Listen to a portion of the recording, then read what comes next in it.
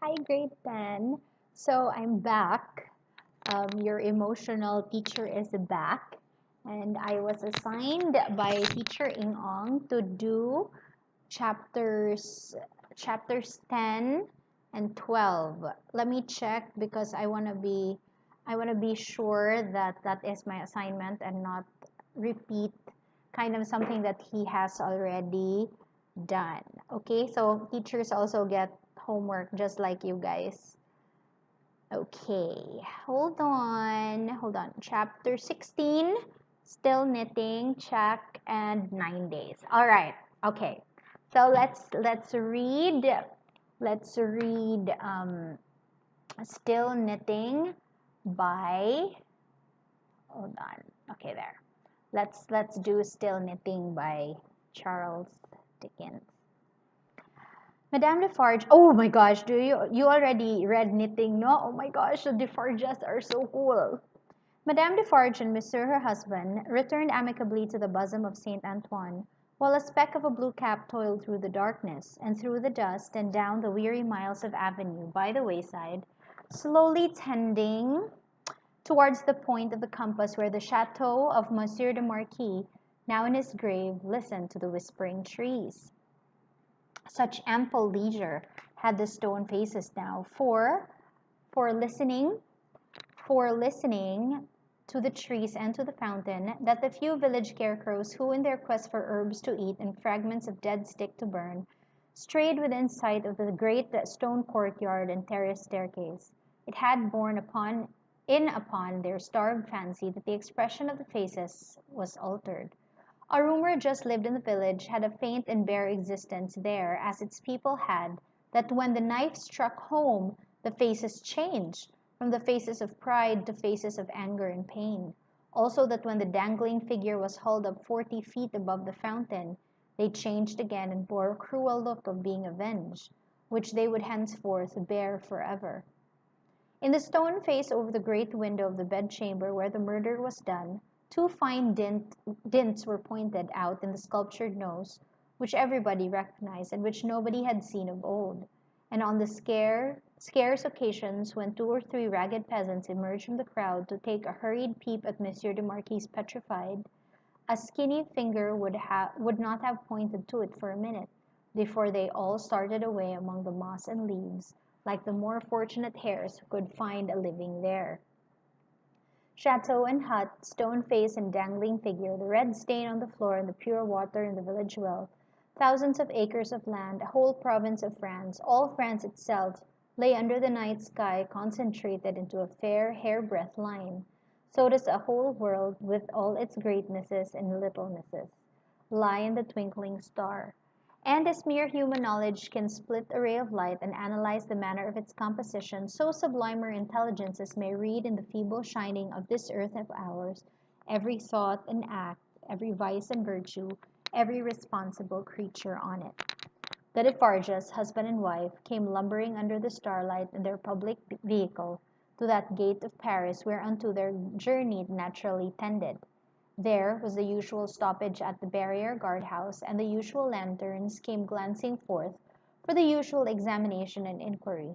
Monsieur Defarge alighted, knowing one or two of the soldiery there and one of the police. The latter he was intimate with and affectionately embraced. Hold on. Okay. When Saint Antoine had again enfolded the Defarges in his dusky wings, and they, having finally alighted near the saint's boundaries, were picking their way on foot through the black mud and offal of his streets, Madame Defarge spoke to her husband. Say then, my friend, what did Jacques of the police tell thee? Very little tonight, but all he knows. There is another spy commissioned for our quarter. There may be many more, for all that he can say, but he knows of one. Eh well, said Madame Defarge, raising her eyebrows with a cool business air, it is necessary to register him. How do they call that man? He is English. So much the better. His name? Barsad. So there is another spy, and his name is Barsad. You've met Barsad before. Borsad, said Defarge, making it French by pronunciation, but he had been so careful to get it accurately that he had spelt it with perfect correctness. Barsad, repeated Madame. Good. Christian name? John. John Barsad, repeated Madame, after murmuring at once to herself. Good. His appearance, is it known? Age about 40 years, height about 5 feet 9, black hair, complexion dark, generally rather handsome visage, dark eyes, face thin, long and sallow, nose aquiline but not straight, having a peculiar inclination towards the left cheek. Expression, therefore, sinister. Eh, my faith, it is a portrait, said Madame, laughing. He shall be registered tomorrow. You know her registry is her knitting, right? This has been revealed. They turned into the wine shop, which was closed, for it was midnight, and where Madame Defarge immediately took to her post at her desk, counted the small moneys that had been taken during her absence, examined the stock, went through the entries in her book, made other entries of her own, checked the serving men in every possible way, and finally dismissed him to bed. Then she turned out the contents of the bowl of money for the second time and began knotting them up in her handkerchief in a chain of separate knots for safekeeping through the night. All this while Defarge, with his pipe in his mouth, walked up and down, complacently admiring but never interfering, in which condition indeed, as to the business and his domestic affairs, he walked up and down through life. The night was hot, and the shop, close shut and surrounded by so foul a neighborhood, was ill-smelling. Monsieur Defarge's olfactory sense was by no means delicate, but the stock of wine smelt much stronger than it ever tasted, and so did the stock of rum and brandy and aniseed. He whiffed the compound of scents away as he put down the smoked-up pipe. "You're fatigued," said Madame, raising her glance as she knotted the money. "There are only the usual odors." "I am a little tired," her husband acknowledged. "You are a little depressed, too," said Madame, whose quick eyes had never been so intent on the accounts. But they had had a ray or two for him. "Oh, the men, the men!" "But, my dear," began Defarge. "But, my dear," repeated Madame, nodding firmly. "But, my dear, you are faint of heart to-night, my dear." "Well, then," said Defarge, as if a thought were wrung out of his breast, "it is a long time." "It is a long time," repeated his wife. "And when is it not a long time? Vengeance and retribution require a long time. It is a rule." Ew, Madame Defarge, she's so scary. So she was like vengeance and retribution. So she's all about vengeance. And gosh, I do not want to be under the vengeful eye of Madame Defarge. "It does not take a long time to strike a man with lightning," said Defarge. "How long," demanded Madame, composedly, "does it take to make and store the lightning? Tell me, Char." So, dun, dun, dun, she's so grumpy good. So yeah, it's true. It doesn't take long to strike lightning, but it does require time to store lightning. Defarge raised his hand thoughtfully, as if there were something in that too. "It does not take a long time," said Madame, "for an earthquake to swallow a town. Eh, well, tell me, how long does it take to prepare the earthquake?" "A long time, I suppose. But when it is ready, it takes place, and grinds to pieces everything before it. In the meantime, it is always preparing, though it is not seen or heard. That is your consolation. Keep it." She tied a knot with flashing eyes, as if it throttled a foe. "I tell thee," said Madame, extending her right hand for emphasis, "that although it is a long time on the road, it is on the road, and coming. I tell thee it never retreats, and never stops. I tell thee it is always advancing. Look around and consider the lives of all the world that we know. Consider the faces of all the world that we know. Consider the rage and discontent to which the Jacquerie addresses itself with more and more of certainty every hour. Can such things last? Bah, I mock you." "My brave wife," returned Defarge, standing before her, with his head a little bent, and his hand clasped at his back, like a docile and attentive pupil before his catechist, "I do not question all this. But it has lasted a long time, and it is possible, you know well, my wife, it is possible that it may not come during our lives." "Eh, well, how then?" demanded Madame, trying another knot, as if there were another enemy strangled. "Well," said Defarge, with a half-complaining and half-apologetic shrug, "we shall not see the triumph." "We shall have helped it," returned Madame, with her extended hand in strong action. "Nothing that we do is done in vain, I believe with all my soul." "Then we shall see the triumph. But even if not, even if I know certainly not, show me the neck of an aristocrat and tyrant, and still I would." Then Madame, with her teeth set, tied a very terrible knot indeed. "She hates good the nobility, the bourgeoisie." "Hold!" cried Defarge, reddening a little as if he felt charged with cowardice. "I too, my dear, will stop at nothing." "Yes, but it is your weakness that you sometimes need to see your victim and your opportunity to sustain you. Sustain yourself without that. When the time comes, let loose a tiger and a devil, but wait for the time with the tiger and the devil chained, not shown, yet always ready." Madame enforced the conclusion of this piece of advice by striking her little counter with a chain of money as if she knocked its brains out, and then gathering the heavy handkerchief under her arm in a serene manner, and observing that it was time to go to bed. Next noontide saw the admirable woman in her usual place in the wine shop, knitting away assiduously. A rose lay beside her, and if she now and then glanced at the flower, it was with no infraction of her usual preoccupied air. There were a few customers, drinking or not drinking, standing or seated, sprinkled about. The day was very hot, and heaps of flies who were extending their inquisitive and adventurous perquisitions into all the glutinous little glasses near Madame fell dead at the bottom.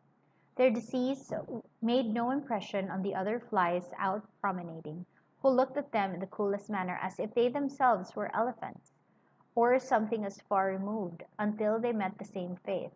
Curious to consider how heedless flies are, perhaps they thought as much at court that sunny summer day. A figure entering at the door threw shade on Madame Defarge, which she felt to be a new one. My gosh, even the shadow. So there was someone who went inside the bar, and Madame Defarge felt that it was new. She laid down her knitting and began to pin her rose in her headdress before she looked at the figure. It was curious, the moment Madame Defarge took up the rose, the customers ceased talking and began gradually to drop out of the wine shop. It was like a signal. Madame Defarge, when she took the rose and she put it on her hair, it was a signal for everyone in the wine shop to shut up and leave. So that is exactly what she did. They shut up and then they left. Kula, oy, she wields so much power. "Good day, madame," said the newcomer. "Good day, monsieur."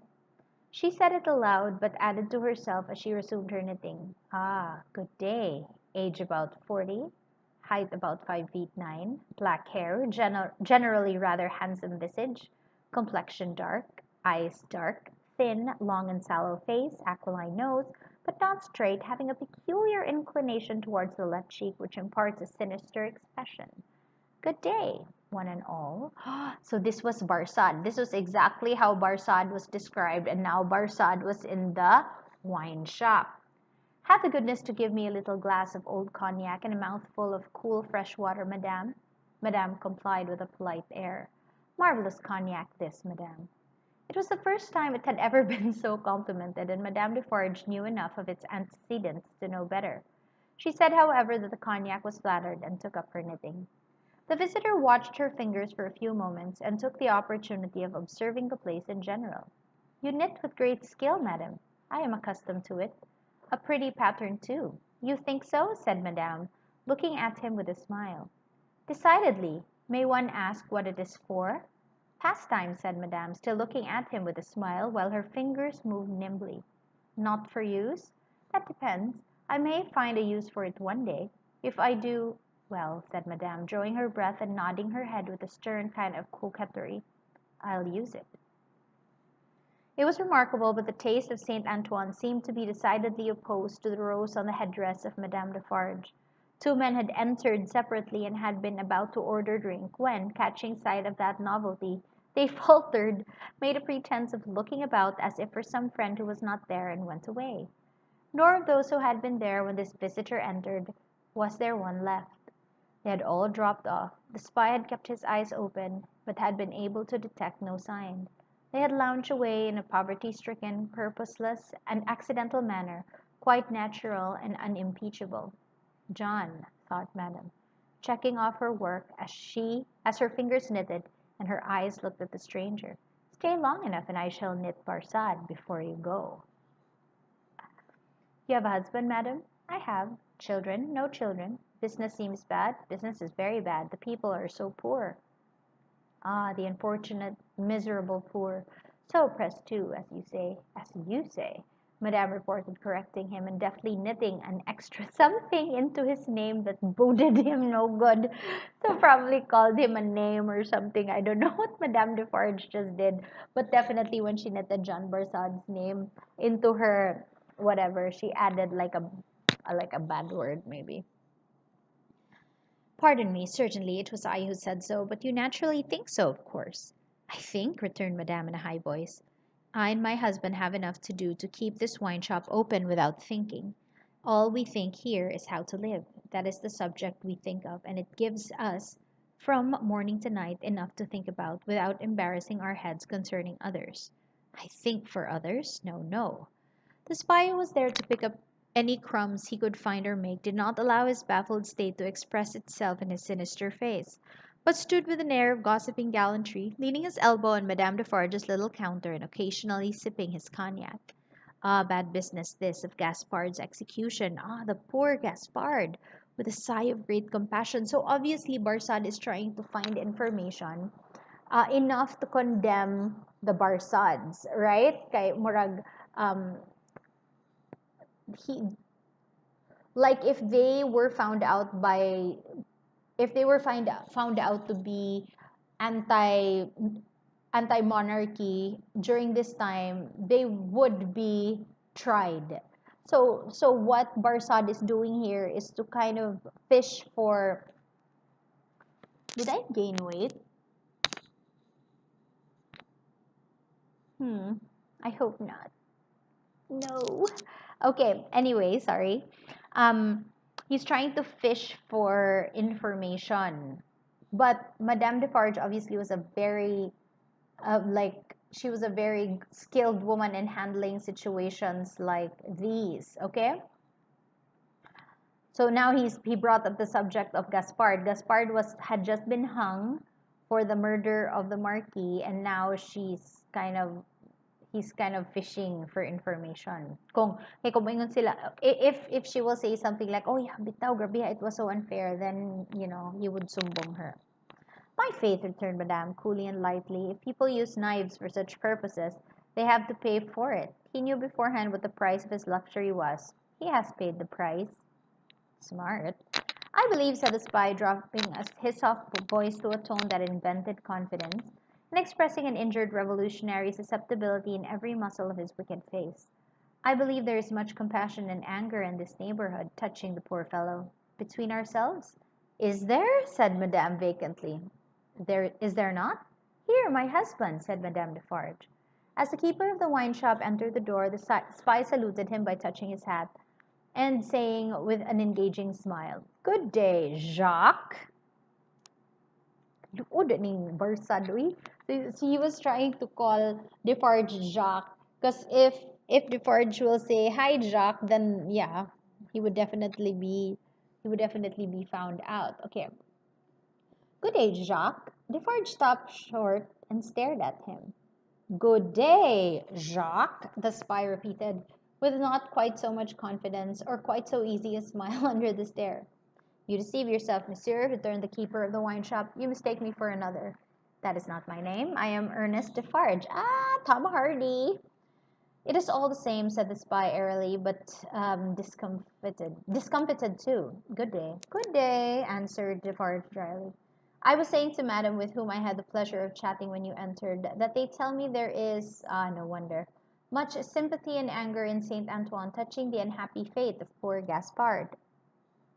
No one has told me so, said Defarge, shaking his head. I know nothing of it. Having said it, he passed behind the little counter and stood with his hand on the back of his wife's chair, looking over that barrier at the person to whom they were both opposed, and whom either of them would have shot with the greatest satisfaction. The spy, well used to this business, did not change his unconscious attitude, but drained his little glass of cognac, took a sip of fresh water, and asked for another glass of cognac. Madame Defarge poured it out for him, took her knitting again, and hummed a little song over it.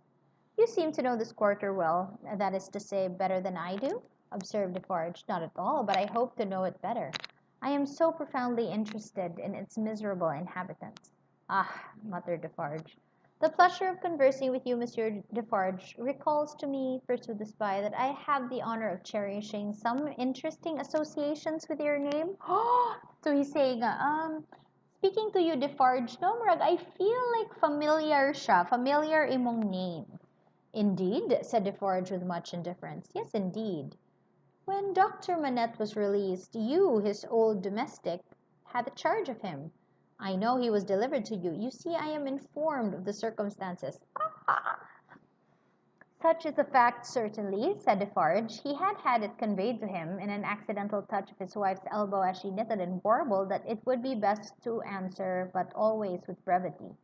It was to you, said the spy, that his daughter came, and it was from your care that his daughter took him, accompanied by a neat brown monsieur, how is he called, in a little wig, Lorry, of the Bank of Tellson and Company, over to England.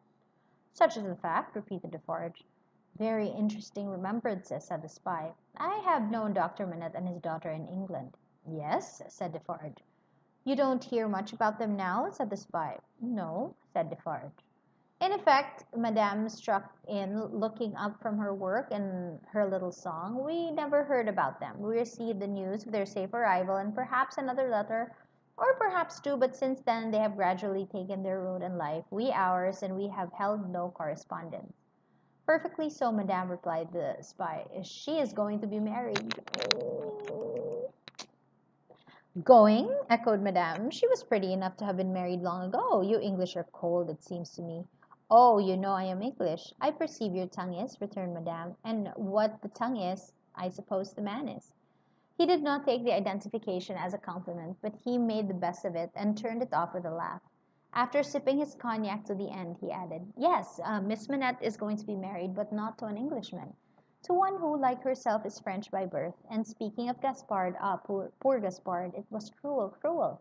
It is a cruel thing that she is going to marry the nephew of Monsieur de Marquis, for whom Gaspard was exalted to the height of so many feet, in other words, the present Marquis. But he lives unknown in England. He is no Marquis there. He is Mr. Charles Darnay. D'Aulnay is the name of his mother's family. Oh my gosh. So Barsad just explicitly said to Madame Defarge that since the Marquis had already died, Darnay is the present Marquis. He did not say that Darnay denounced the title. Remember this? But now she's saying like, yep. I'm sorry. Okay. My mommy just messaged. Oh my gosh. Look at what's happening. Oh, Madame Defarge knitted steadily, but the intelligence had a palpable effect upon her husband. Do what he would behind the little counter as to the striking of a light and the lighting of his pipe, he was troubled, and his hand was not trustworthy. The spy would have would have been no spy if he failed to see it or to record it in his mind.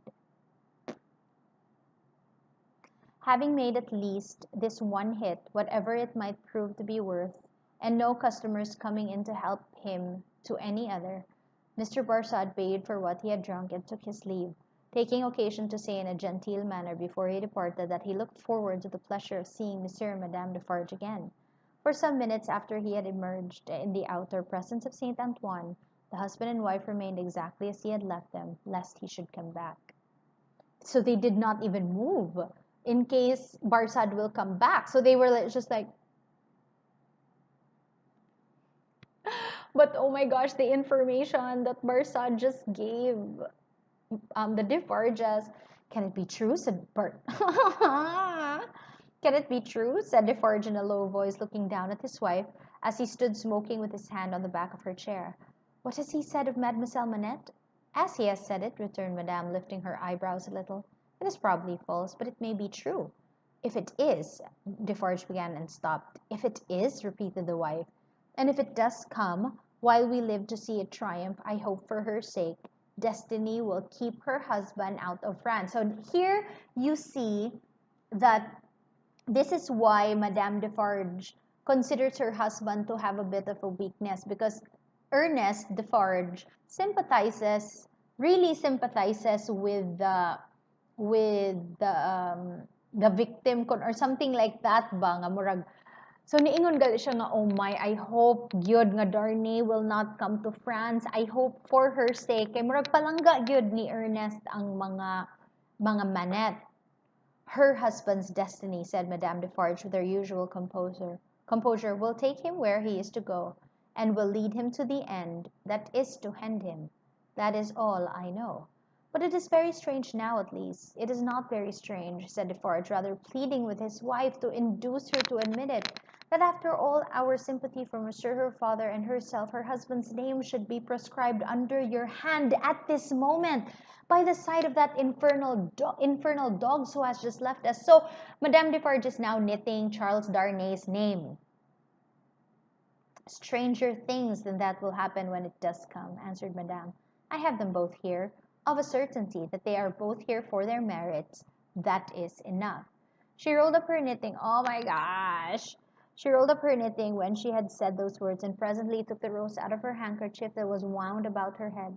Either Saint Antoine had an instinctive sense that the objectionable decoration was gone, or Saint Antoine was on the watch for its disappearance, howbeit. Excuse me. Saint Antoine was on the watch for its disappearance, howbeit. The sage took courage to launch it very shortly afterward. The wide shop recovered its habitual aspect. Okay, I'm just gonna pause because Baidos is a little stuffy. Hold on. In the evening, at which season of all others Saint Antoine turned himself inside out, and sat on doorsteps and window ledges, and came to the corners of vile streets and courts for a breath of air, Madame Defarge, with her work in her hand, was accustomed to pass from place to place and from group to group. A missionary, there were many like her, such as the world will never do well never to breed again. All the women knitted. They knitted worthless things, but the mechanical work was a mechanical substitute for eating and drinking. Hands moved for the jaws and the digestive apparatus. If the bony fingers had been still, the stomachs would have been more famine pinched. But as the fingers went, the eyes went, and thoughts. And as Madame Defarge moved on from group to group, all three went quicker and fiercer among every little knot of women that she had spoken with and left behind. Her husband smoked out the door, looking after her with admiration. A great woman, he said, a strong woman, a grand woman, a frightfully grand woman. Darkness closed around, and then came the ringing of church bells and the distant beating of the military drums at the palace courtyard, as the women sat knitting. Darkness encompassed them.